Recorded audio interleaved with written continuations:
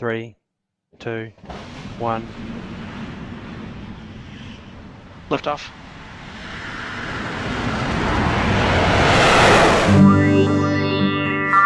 Welcome back to another episode of Space This Week, the weekly show in which we cover all news relating to space and the rockets that go there. Lots to cover this week, so without further ado, let's begin with a recap of all the launches that we saw last week. Unfortunately, the most exciting launch of last week, the Delta IV Heavy, did not launch.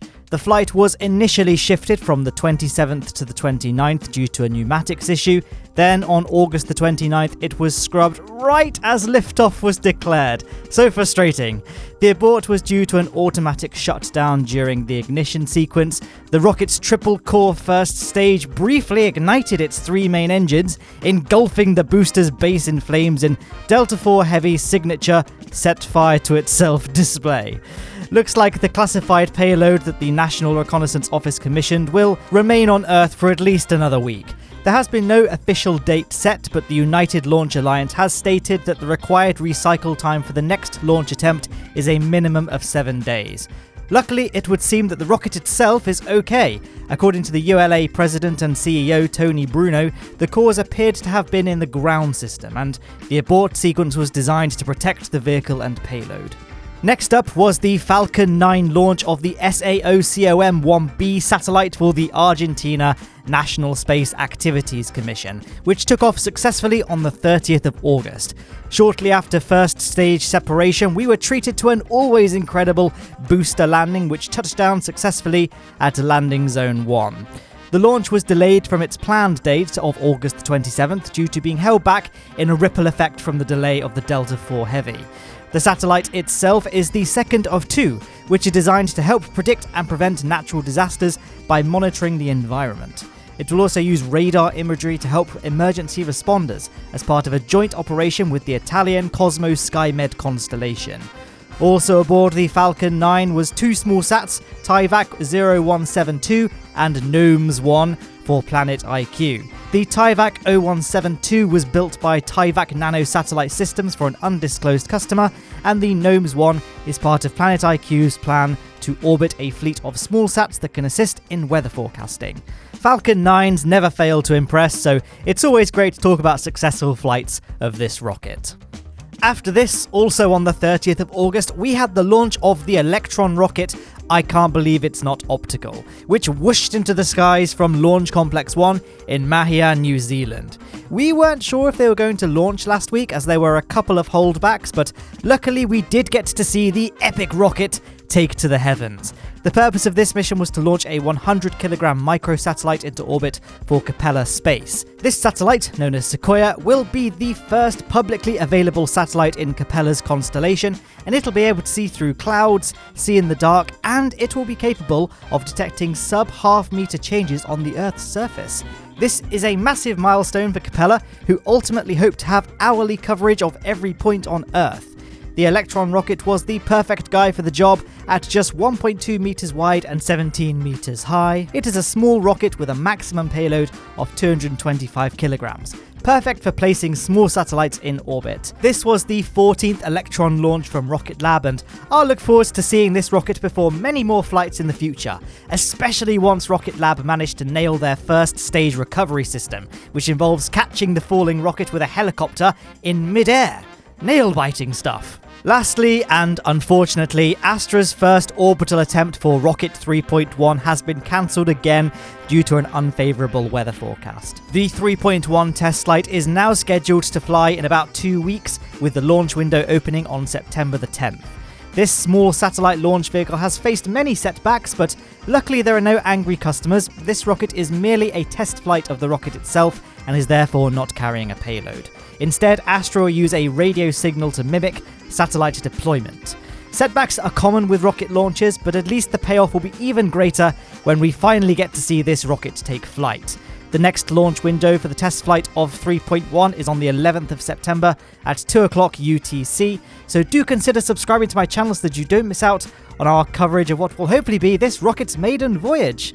And while I'm plugging, if you're enjoying this video, then why not consider leaving a little like down below. But enough pish posh, we must move on to our next segment, all the launches scheduled for the coming week. This week we will have the launch of the Arianespace Vega, which will launch on September the 2nd. This proof of concept mission will hold 50 microsatellites, nanosatellites and CubeSats for 21 customers. This spacecraft has an upper portion which will carry 7 microsatellites weighing between 15 and 150 kilograms, and a lower portion which will carry 46 CubeSats. This is a massive step for Arianespace, and I can't wait to see it blast off into the heavens. Also this week, we will hopefully get to see the Starlink launch as well. Unfortunately, SpaceX announced that they were standing down from last week's planned launch of Starlink. This is unsurprising, considering SpaceX planned 2 Falcon 9 launches and a 150-meter hop for Starship SN6, all on the same day. We are now being treated to a Starlink launch on September the 1st instead. If successful, it will place 60 more satellites into the Starlink mega constellation, SpaceX's project for providing near global high-speed internet access. Finally for this week is the Starship SN6 150-meter hop. It was scrubbed yesterday due to poor weather conditions, but it still has time to fly early this week. I know we are all very excited to see another grain silo jump into the clouds, so let's hope the weather holds true. Beyond the world of rocketry this week, the Aurigid meteor shower will peak tonight, August the 31st, and it will remain visible until the 5th of September. At its peak, you should be able to see about 6 meteors per hour, but this does of course vary depending on how dark the sky is in your area and what time you're looking out for shooting stars. There will also be a full moon on the 5th of September, so it will be a brighter than usual sky, but hopefully you'll be able to see 1 or 2 meteors at the very least, so start planning your wishes now. Unfortunately, you won't be able to see anything that we're about to discuss now because, of course, now we're going to talk about all the stuff that's already happened in the fascinating world of space history this week. First up, in space history, we have the discovery of 3 Juno on September the 1st, 1804. 3 Juno was discovered by German astronomer Carl Ludwig Harding and was the 3rd asteroid discovered in the solar system. It was initially believed to be a planet, though this was later revised and it was demoted to an asteroid and minor planet during the 1850s. 3 Juno is nonetheless very large. In fact, it's believed to contain 1% of the entire mass of the asteroid belt, and it ranks as one of the 20 largest asteroids ever discovered. On the same day in 1974, everybody's favourite aircraft, the SR-71 Blackbird, set the record for flying from New York to London, making the crossing in a blistering 1 hour, 54 minutes and 56.4 seconds, demolishing the average 8-hour modern flight time. It flew at a speed of 1,436 miles an hour, or 2,310 kilometers per hour, if that's more your thing. For comparison, the Concorde flight time for this journey was 2 hours and 52 minutes, which goes to show the might of the Blackbird speed. To this day, the record is unbroken. Our final event for September the 1st occurred in 1979, when the space probe Pioneer 11 became the first spacecraft to visit Saturn, passing the planet at a distance of 21,000 kilometers or 13,000 miles. It was flying just ahead of the famous Voyager 1 and 2 probes.